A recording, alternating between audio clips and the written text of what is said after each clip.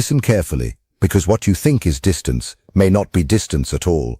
What you think is coldness may be pressure he is trying to hide. And what you have been calling the end might actually be the point where his mind starts circling you harder than ever.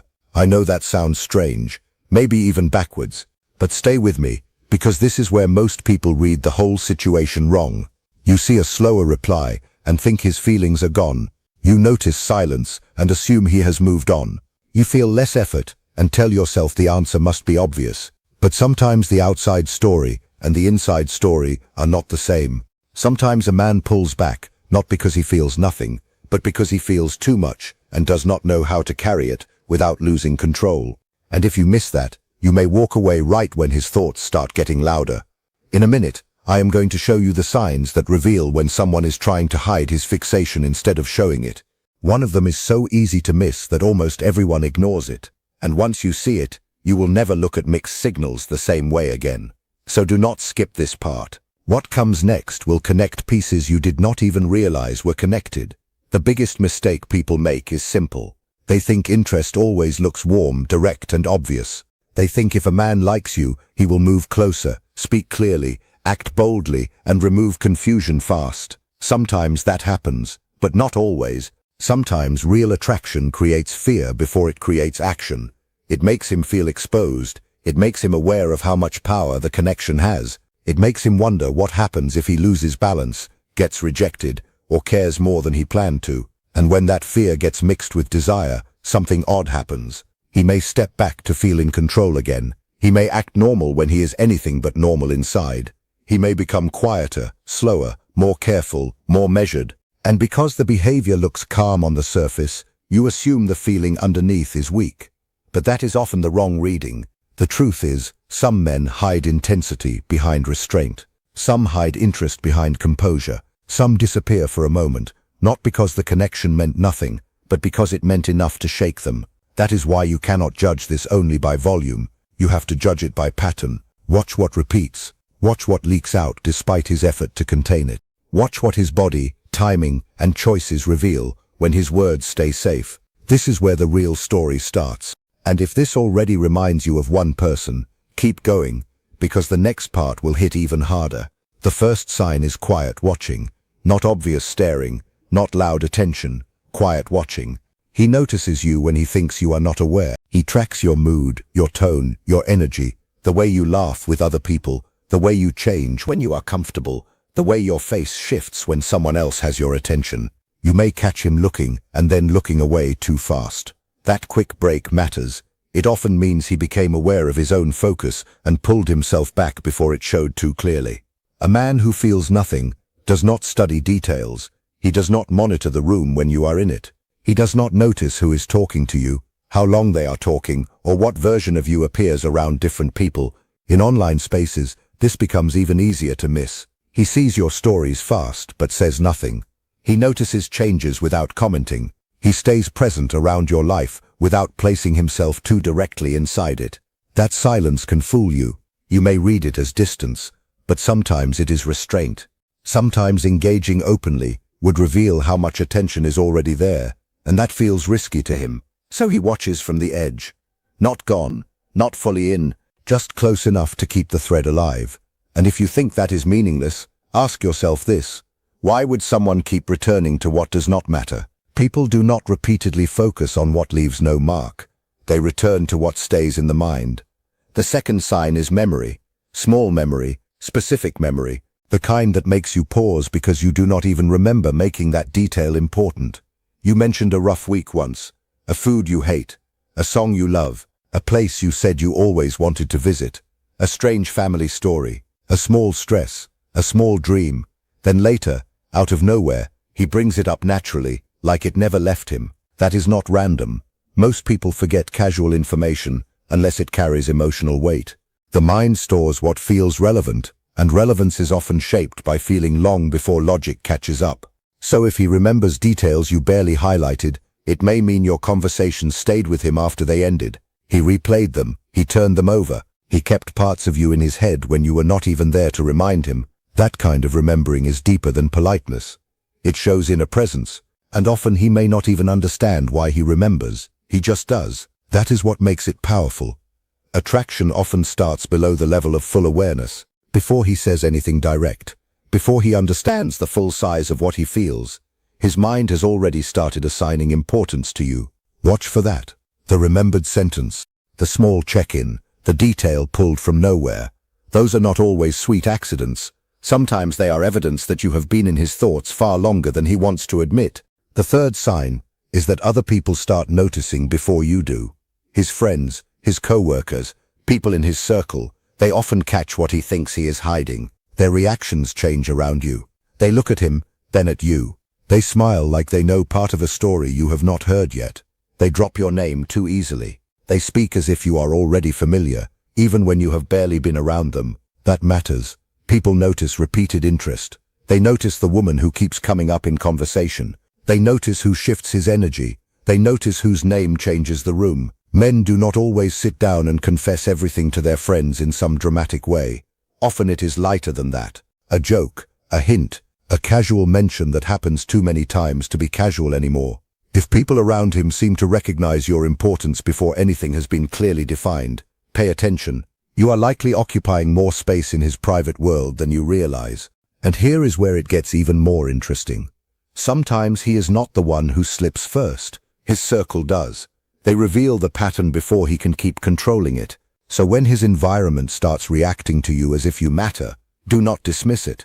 That reaction usually comes from repetition, and repetition comes from mental investment. This is one of those signs almost everyone brushes aside. Do not. Outside witnesses often catch hidden tension faster than the people inside it. Now here is the sign that drives people crazy, because it feels inconsistent on the surface but makes perfect sense once you understand it. He reaches out unexpectedly, then goes quiet again. A random message, a quick question, a link, a joke, a song, a photo, a tiny excuse to reopen contact. The conversation flows. It feels easy. The energy feels alive again. You think maybe the distance is over. Then he fades out. Silence returns. And you are left wondering what changed, what you said, what you did wrong. Maybe nothing changed at all. Maybe the contact itself was the release. He felt the pressure of thinking about you, reached out to relieve that pressure, enjoyed the connection, then pulled back because it woke up even more feeling than he was ready to carry. That cycle is not always a game. Sometimes it is inner conflict in motion. Desire moves him toward you, fear pulls him back, relief brings him near, self-protection creates distance again. And if you watch closely, those moments rarely happen for no reason. They tend to appear when the tension has built too high for him to ignore. That is why the pattern matters more than the pause. If he truly did not care, there would be no repeated return, no urge to break the silence, no need to touch the connection and then retreat from it. Indifference does not create cycles. Inner conflict does. And yes, this is the part most people misunderstand the most. The fifth sign is a change in behavior only around you. With everyone else, he seems easy, automatic, loose, almost effortless. Then with you, something shifts. He gets quieter, or funnier, or more serious. He holds eye contact too long, or avoids it too carefully. He becomes more controlled with his words, more thoughtful with his timing, more aware of his body, more aware of yours. He may seem slightly tense without looking uncomfortable, slightly composed in a way that feels too deliberate to be casual. That difference tells you something. When a person feels emotionally neutral, there is no need for self-monitoring. The system stays relaxed. But when someone matters, the nervous system wakes up. Suddenly, he is editing himself, watching himself, trying not to say too much, show too much, reveal too much. People often mistake guardedness for disinterest. But guardedness can also mean there is something at stake. Men do not regulate themselves this much around women who mean nothing to them. They do not become hyper-aware around what leaves them untouched. If he is more careful, more restrained, more measured with you than with other people, there is often a reason. He may not feel safe enough yet to move openly, but he already feels enough to stop being casual. That is an important difference, and once you notice it, it becomes impossible to ignore. The shift may be subtle, but subtle does not mean small. Sometimes the smallest shift reveals the deepest pull. The sixth sign is testing. Not always in dramatic ways, not always in obvious ways, but in little moments that reveal he is watching how you handle uncertainty. He may mention another woman casually and watch your face. He may delay slightly and see if you panic. He may shift energy, create mild distance, change pace, or leave a little silence just to feel how you respond. I know not everyone likes that truth, but it happens. Often the test is not cruel, it is protective. He is trying to understand whether closeness with you will feel peaceful or chaotic, whether being near you will create ease or pressure, whether your emotions stay grounded when things feel unclear. Men who feel something real often become more careful, not less. They start scanning for signs of stability. Do you chase? Do you collapse? Do you turn every pause into a crisis? Do you flood the space with questions because you need fast reassurance? Or do you stay present, warm and centered, even when nothing is fully defined yet? That does not mean you become cold. It does not mean you act like you do not care. It means you do not force the moment before it is ready. That kind of steadiness speaks loudly. And here is the important part. If he did not care, he would not need to test anything. Casual interest does not test. It either moves lightly or disappears. Testing usually happens where there is both attraction and uncertainty at the same time. And that combination is exactly what creates hidden obsession. The seventh sign is that he does not fully leave. He may not claim you. He may not define anything. He may not move with total clarity yet. But he also does not close the door. There is still a thread, a reaction here, a check-in there, a subtle acknowledgement, a reason to stay within reach.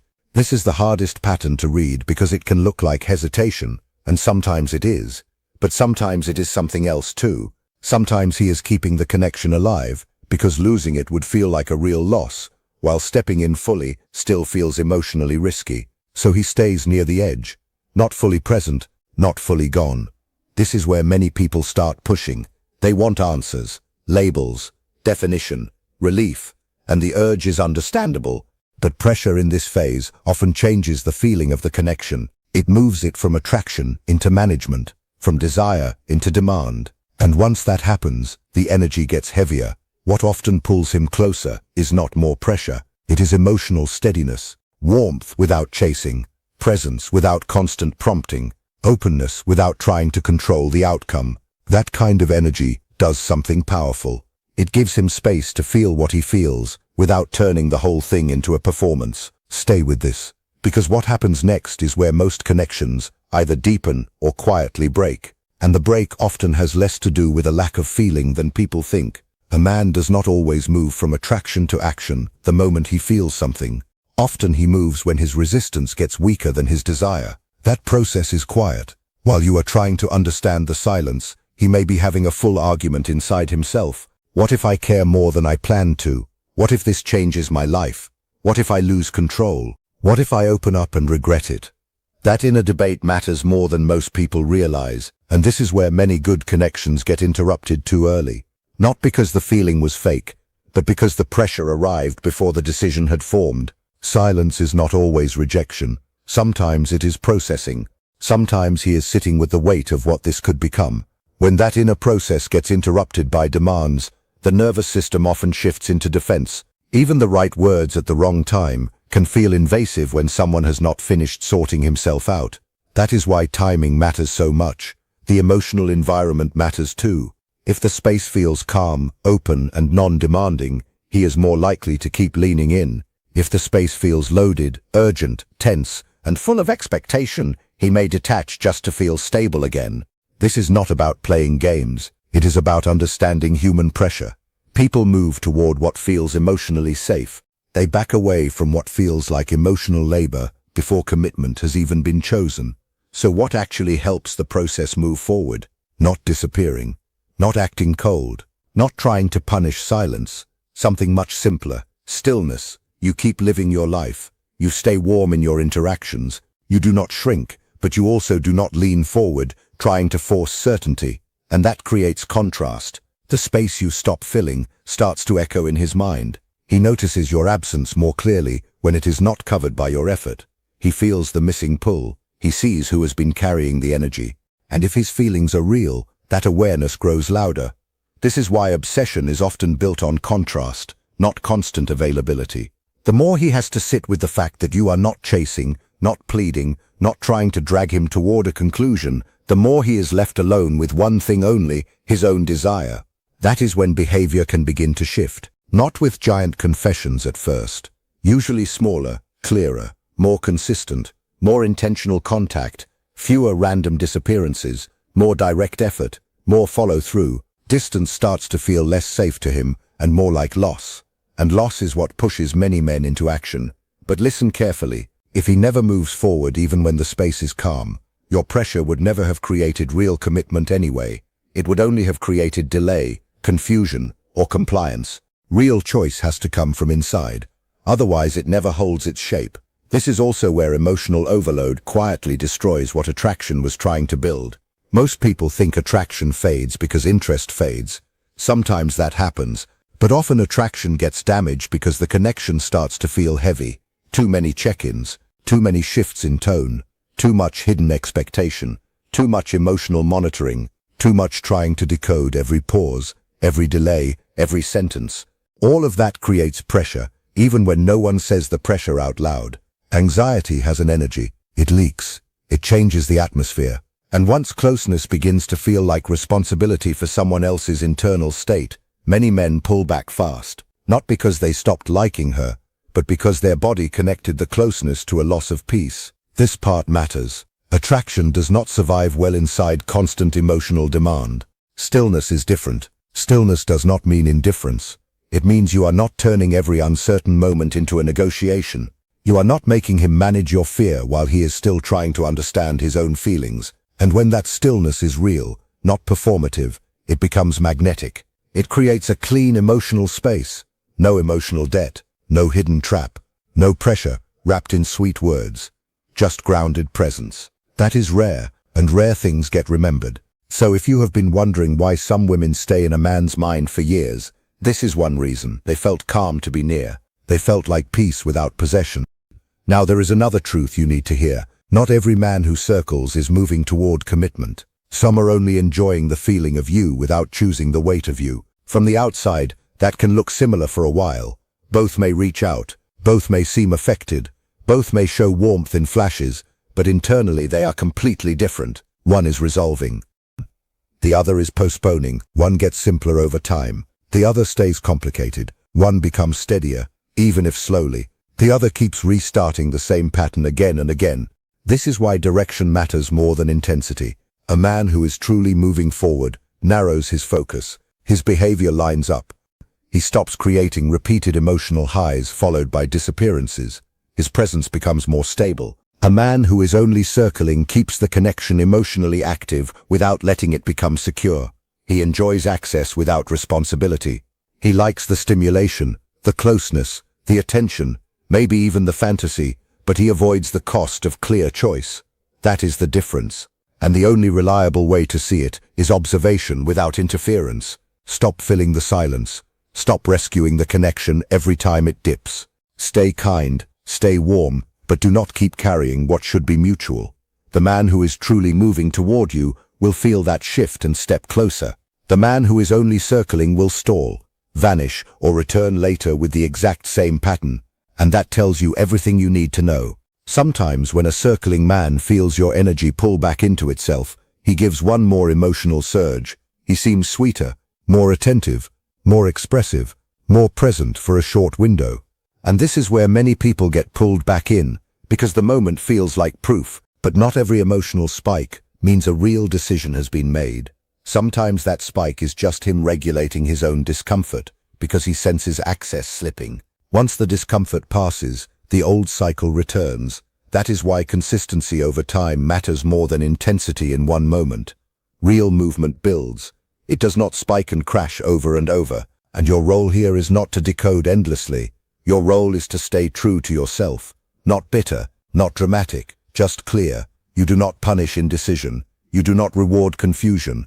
You simply stop building your emotional life around someone else's uncertainty. You keep your standards without turning them into speeches. You keep your heart open without placing it on demand. This does two things at once. It gives the man who is genuine room to rise, and it exposes the man who never intended to. Serious people move toward clarity.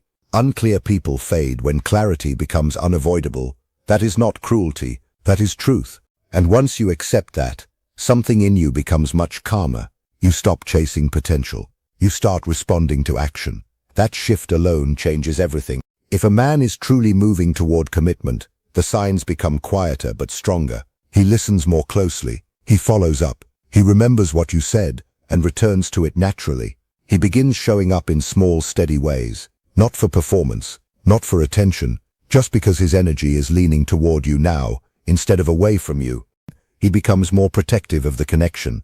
Not jealous, not controlling, but careful. He starts treating the bond like something that matters. He adjusts. He includes you, he makes room, and if you are waiting for some giant speech before believing any of it, you may miss the whole shift. Many men act before they explain. Their certainty appears in behavior first. They start making practical space for you. They factor you into plans. They reduce ambiguity, not always with dramatic words, but with direction you can feel. And once that starts happening, your role changes too. You do not need to manage the process anymore. You respond to consistency with consistency, to care with care, to presence with presence. No strategy, no forced distance, no trying to stay mysterious, just mutual movement. But even here, one thing still matters: peace. If closeness keeps feeling like emotional chaos, even genuine progress can become unstable. The strongest connections are not built on adrenaline. They are built on safety, steadiness, and real forward motion that does not need to be dragged into existence. There is a meaningful difference between a connection that keeps your nervous system activated and one that makes you feel grounded. A lot of people confuse intensity with depth, butterflies with meaning, longing with love. But longing often grows best in instability. Real connection tends to feel calmer, clearer, simpler. Not always easy, but steady. So if you are constantly asking yourself where you stand, that is information. Uncertainty may belong to the beginning, but it cannot be the foundation forever. At some point you stop asking what does he feel, and start asking what do I need in order to feel safe, respected, and emotionally clear. That shift is powerful, because once you return to your own standards, mixed signals lose some of their power over you. You stop trying to reshape yourself to fit someone's potential. You stop lowering your needs to avoid losing a connection that has not even chosen you clearly. You stop explaining basic emotional truth to people who have not shown they can meet it. Instead, you hold your position, not coldly, not defensively, just clearly. And this is the paradox. The moment you stop organizing your emotions around his behavior becomes easier to read than ever. Men who are capable step forward, men who are not step aside. Both outcomes bring clarity, and clarity, even when it hurts for a moment, is still kinder than living inside endless maybe. So here is the deeper truth underneath all of this. You do not need more signs forever. You need direction. You need alignment. You need behavior that creates emotional safety instead of constant analysis. A man who is ready does not keep you trapped in confusion for the sake of mystery. His actions begin to match what he feels. He becomes easier to trust, not because he says every perfect thing, but because his presence stops creating instability. You feel included, considered, steady. That is what real movement feels like.